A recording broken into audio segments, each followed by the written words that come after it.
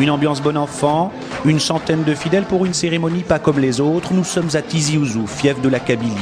Filmé en caméra amateur, ce jeune musulman va se convertir. Par cet acte, j'offre mes épaules à la chrétienté.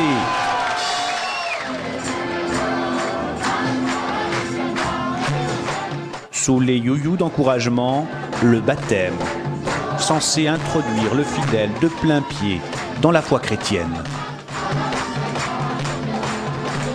Le voilà chrétien.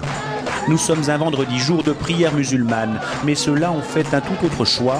Ils ont adhéré au mouvement chrétien le plus actif à travers le monde, les évangélistes. Ici, la communauté revendique un nombre important de conversions et assume le prosélytisme. D'Algériens musulmans convertis devenant chrétiens. Il y en a beaucoup ?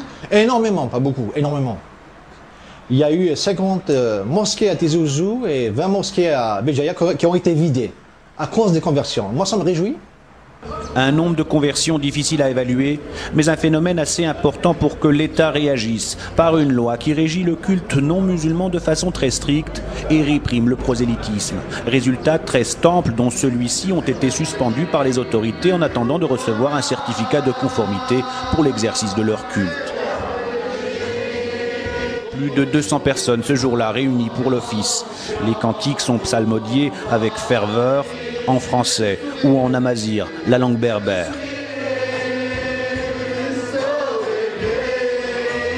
Malgré l'interdiction, le pasteur Tariq nous explique pourquoi il tient à célébrer son culte, quitte à être hors la loi. Ça date quand même des années 96, 97. Et dire comme ça à des familles, à des vieilles, à des hommes âgés ou à des jeunes que voilà, tout va s'arrêter, tout s'écroule comme ça d'un coup, c'est un petit peu difficile. Donc nous, on temporise. Nous respectons l'État. La Bible nous dit, soumettez-vous aux autorités. C'est ce que nous faisons. C'est pourquoi nous courons sans cesse derrière les bureaux, nous demandons, aidez-nous, facilitez notre tâche, afin que nous puissions régulariser notre situation. Nous ne voulons pas vivre en noir. Des gens nous connaissent, ils nous voient. Les policiers sont là, ils ont nos noms, nos numéros de téléphone, et ils viennent. Alors pourquoi cette pourchasse?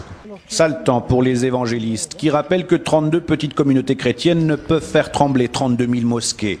Mais pour les courants les plus radicaux de l'islam, celui qui renie sa religion est passible de la peine de mort.